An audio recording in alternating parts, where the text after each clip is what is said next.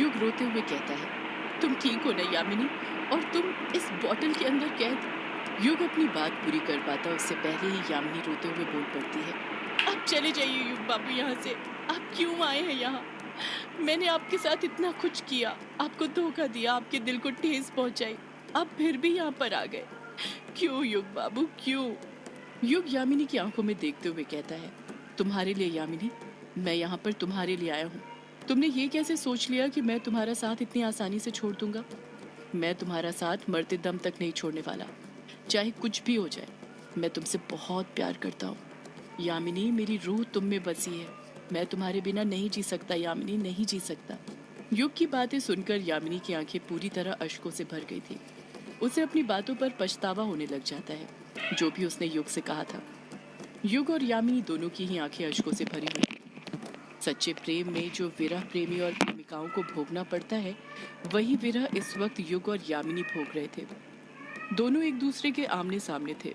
दोनों एक दूसरे से लिपट कर रोना चाहते थे, अपने दिल की बात कहना चाहते थे, अपने अंदर की पीड़ा बाहर निकालना चाहते थे, पर कुछ नहीं कर पा रहे थे। दोनों लाचार थे। यही प्रेम का विरह होता है जो सबको भोगना पड़ता है। यामिनी मन ही मन सोचती है, युग बाबू को यहाँ पर नहीं आना चाहिए था। यहाँ पर आकर उन्होंने अपनी जान को खतरे में डाल दिया है। मैं उन्हें ऐसे नहीं देख सकती। मुझे उन्हें यहाँ से निकालना होगा, उन्हें यहाँ से जाने को बोलना होगा। यामिनी रोते हुए कहती है, आप यहाँ से चले जाइए युग बाबू, चले जाइए।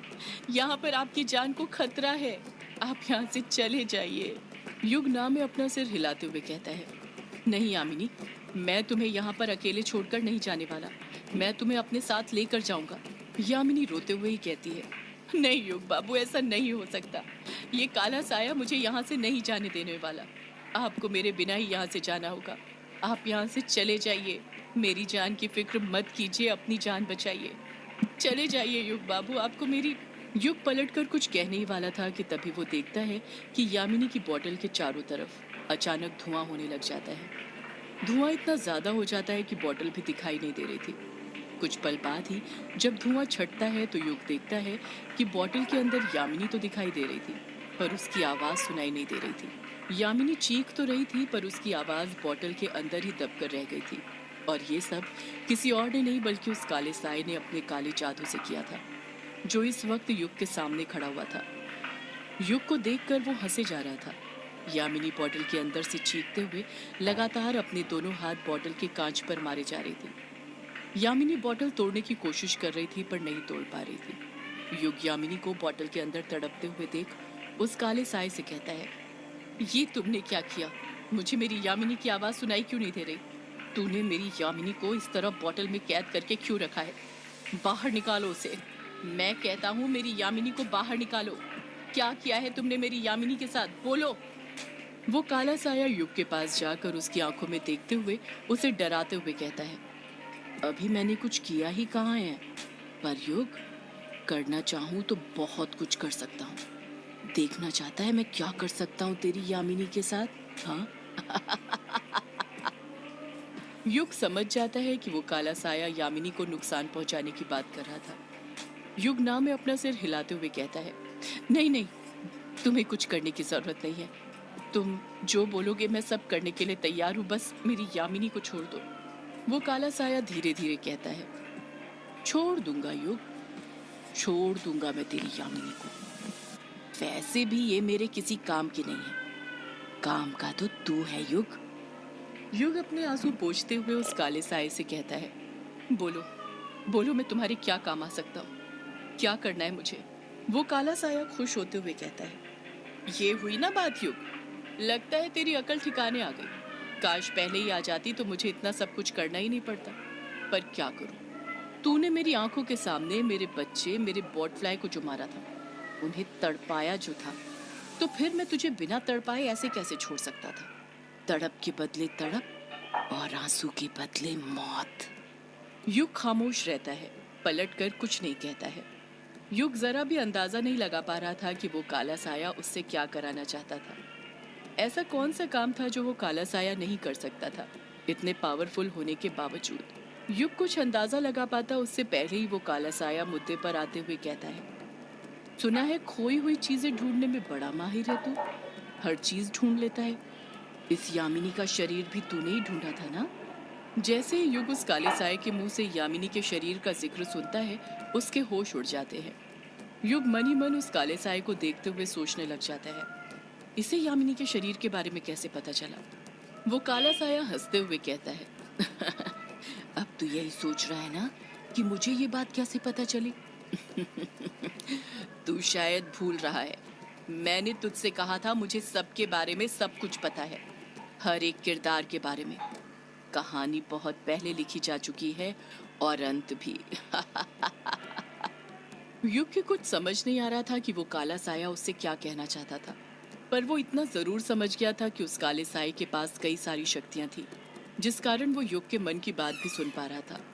वो काला साया फिर युग से कहता है, ये यामिनी यक्षिणी होकर खुद अपना शरीर ढूंढ नहीं पाई थी, पर तूने ढूंढ निकाला था युग, क्योंकि तेरे अंदर वो शक्तियां हैं, एक जुनून है, और जुनून में इंसान पागल हो जाता है। मुझे भी यही जुनून चाहिए, मेरा काम करने के लिए यही पागलपन चाहिए। तुझे मेरा काम करना होगा। युग उस काले साए को एकटक नजर से देखते हुए कहता है, तू मुझसे कराना क्या चाहता है? काला साया पलटकर जवाब देता है, वही काम दोबारा करवाना चाहता हूँ युग, शरीर ढूंढवाना चाहता हूँ। युग हैरानी के साथ कहता है, क्या कहा? शरीर? काला साया अपनी बात पर अडिग रहते हुए कहता है, हाँ युग, शरीर। तुझे मेरे लिए एक शरीर ढूंढना है। युग अपनी भवें ऊपर करते हुए कहता है, शरीर ढूंढना है, पर किसका शरीर ढूंढना है? वो काला साया युग की आंखों में देखते हुए एकदम धीरे से कहता है, तेरे बाप का शरीर। जैसे ही युग काले साए का जवाब सुनता है, वो एकदम खामोश हो जाता है। उसने उम्मीद ही नहीं करी थी कि वो काला साया उसे अनुराग का शरीर ढूंढने के लिए बोलेगा। युग हैरानी के साथ उस काले साए को घूरते हुए कहता है, तुम्हें मेरे पापा का शरीर चाहिए, पर क्यों? वो काला साया युग की बात को काटते हुए कहता है, कुछ सवालों के जवाब नहीं होते युग। युग पलट कर जवाब देता है, दुनिया में ऐसा कोई सवाल ही नहीं है जिसका कोई जवाब नहीं है। ये बोलो कि तुम मेरे सवाल का जवाब नहीं देना चाहते। वो काला साया गुस्से के साथ कहता है, हाँ नहीं देना चाहता, क्योंकि यहाँ पर मैं तुझे तेरे सवालों के जवाब देने नहीं, अपना काम कराने लाया हूँ। बोल, मेरा काम करेगा या नहीं? युग भी गुस्से के साथ ही पलट कर कहता है, और यदि मैं बोलूँ मैं नहीं करूँगा तो? वो काला साया अपनी शक्तियों से यामिनी की बोतल को हिलाते हुए कहता है, तो फिर तू जानता है उसका अंजाम क्या होगा। अभी तो मैंने तेरी यामिनी को बस इस बोतल के अंदर कैद किया है, वो भी उसके शरीर के साथ। मैं चाहूँ तो अभी इसी वक्त उसकी आत्मा को उसके शरीर से निकाल सकता हूँ, दोनों को अलग कर सकता हूँ। फिर मैं उसके शरीर को ऐसी जगह छिपाऊंगा कि तू पाताल से भी कभी ढूंढ कर उसके शरीर को वापस नहीं ला पाएगा युग। तेरी यामिनी तड़पती रहेगी जैसे पहले तड़प रही थी। काले साए की बात सुनकर युग वापस से घबरा जाता है। बोतल हिलने के कारण यामिनी बोतल के अंदर यहाँ से वहां होने लग जाती है। वो कस कस कर चीखे जा रही थी, पर उसकी आवाज बोतल से बाहर ही नहीं निकल रही थी।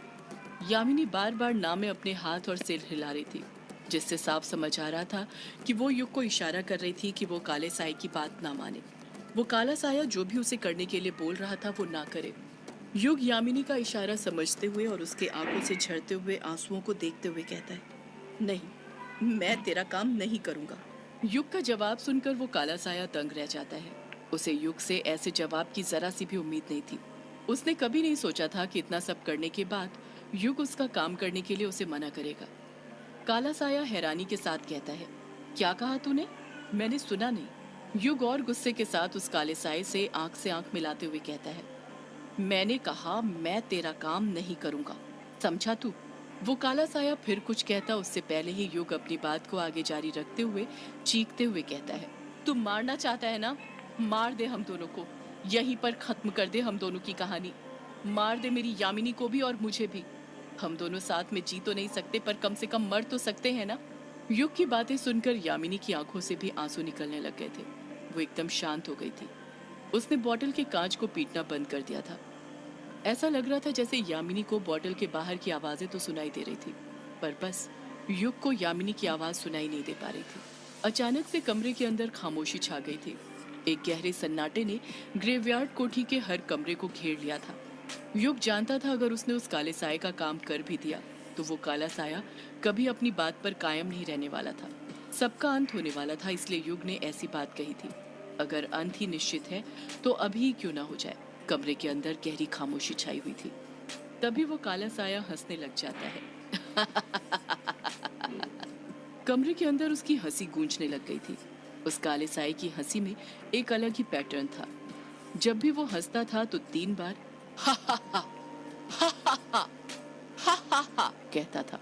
युग गुस्से के साथ कहता है, हंस मत, तुझे मारना है ना तो मार दे, हम दोनों को ही मार दे, पर मैं तेरा काम नहीं करने वाला, चाहे कुछ भी हो जाए।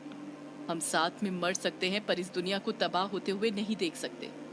वो काला साया युग को घूरते हुए कहता है, मुझे पता है तू मरना क्यों चाहता है। आखिर अब तू जीना चाहे भी तो किसके लिए जिएगा। जिस बाप से तू प्यार करता था वो तो बचपन में ही मर गया था बेचारा, और तेरी माँ, वो तो किसी के साथ भाग गई थी, भगौड़ी कहीं की।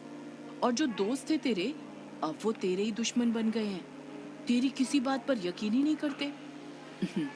और रही यामिनी की बात, तो वो तुझसे प्यार तो करती है पर तेरी कभी हो नहीं सकती, अपने अभिशाप के कारण। और अगर वो तेरी होना भी चाहे तो उसे पहले तुझे मारना पड़ेगा, तब जाकर वो तेरी हो पाएगी। तेरे जीवन में तो कुछ रखा ही नहीं है युग, सिवाय दुख के। इसी दुख से छुटकारा पाने के लिए तू मरना चाहता है ना यामिनी के साथ। मुझे अच्छे से पता है। युग पलटकर कुछ नहीं कहता है, खामोश खड़ा रहता है। वो काला साया अपनी बात को आगे जारी रखते हुए कहता है, तुझे मरना है तो मर जाना युग, मुझे तेरे जीने मरने से कोई मतलब नहीं, बस मरने से पहले मेरा काम करके जा, समझा। युग गुस्से के साथ कहता है, मैंने कहा ना मैं तेरा काम नहीं करने वाला। अगर तुझे मुझे मारना है तो मार दे, पर मैं कुछ नहीं करूंगा तेरे लिए। ये बात तू अपने दिमाग में अच्छे से बैठा ले। काला साया पलट कर कहता है, मार दूंगा युग, मार दूंगा मैं तुझे भी। अगर तेरी यही ख्वाहिश है तो वो भी मैं पूरी कर दूंगा, पर मेरे पास कुछ है तेरे लिए, जिसे देखने के बाद तू मरना नहीं चाहेगा, मेरे काम को अंजाम तक पहुंचाए बिना। युग खामोशी रहता है। उसकी समझ नहीं आ रहा था कि उस काले साए के कहने का मतलब क्या था। अगले ही पल वो काला साया फिर अपने काले हाथ से सामने बनी दीवार की तरफ इशारा करता है और उसके अंदर से एक ईंट अपने आप बाहर आ जाती है, जिसके अंदर से एक और कांच की बोतल निकलती है। पर कांच की बोतल के पास बहुत सारा धुआं मंडरा रहा था, जिस कारण समझ नहीं आ रहा था कि बोतल के अंदर क्या चीज थी। वो बोतल का ढक्कन ठीक वैसा ही था जैसी बोतल के अंदर इस वक्त यामिनी कैद थी। युग मन में सोचता है, अब इस बोतल के अंदर कौन कैद है। युग ने इतना सोचा ही था कि तभी एक रोते हुए आदमी के पुकारने की आवाज सुनाई देती है, मुझे मुक्ति दिलाओ युग बेटा, मुझे मुक्ति दिलाओ। जैसे ही युग के कानों तक ये आवाज पहुंचती है, युग की आंखों में आंसू आने लग जाते हैं। उसकी आंखें भर आती हैं। कई सालों बाद युग उस आवाज को सुन रहा था, पर उसकी आंखों से बहते हुए आंसुओं को देखकर साफ समझ आ रहा था कि वो आवाज किसी ऐसे शख्स की थी जो युग के सबसे ज्यादा करीब था। वो आवाज युग के किसी अपने की थी। फिर आदमी के रोने की आवाज सुनाई देती है, मुझे मुक्ति दिलाओ युग बेटा, मुझे मुक्ति दिलाओ।